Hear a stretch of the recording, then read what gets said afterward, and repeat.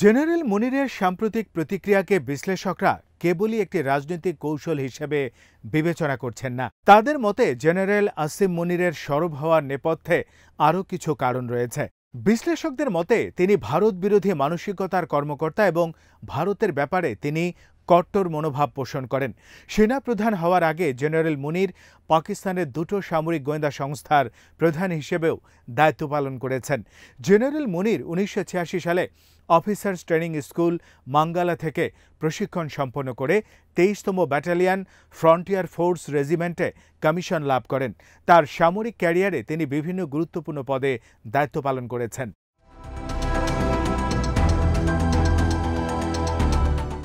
তিনি পাকিস্তান সেনাবাহিনীর military intelligence বা ডিজিএমআই হিসেবে 2016 সালের ডিসেম্বর থেকে 2018 সালের অক্টোবর পর্যন্ত দায়িত্ব পালন করেছেন। আবার একই মাস থেকে শুরু করে 2019 সালের জুন মাসে তিনি পাকিস্তানের ইন্টার সার্ভিসেস ইন্টেলিজেন্স বা আইএসআই এর মহাপরিচালক হিসেবেও কাজ করেছেন।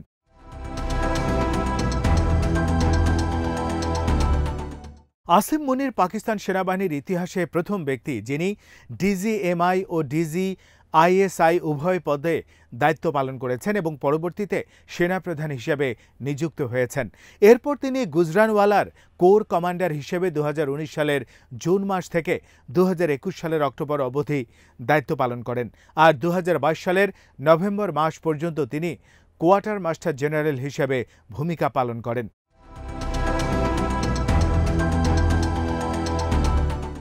এত সব দায়িত্ব পালনকালে তার ভূমিকাগুলো পর্যালোচনা করে বিশ্লেষকরা তার ভারত বিরোধী অবস্থানের ব্যাপারে নিশ্চিত হয়েছেন। জেনারেল আসিম মুনির ধর্মীয়ভাবেও খুবই স্পর্শকাতর একজন ব্যক্তি এবং তিনি দৃঢ়ভাবে বিশ্বাস করেন ভারত পাকিস্তানের মধ্যকার দীর্ঘদিনের দ্বন্দ্বের কারণটা মূলত ধর্মীয়।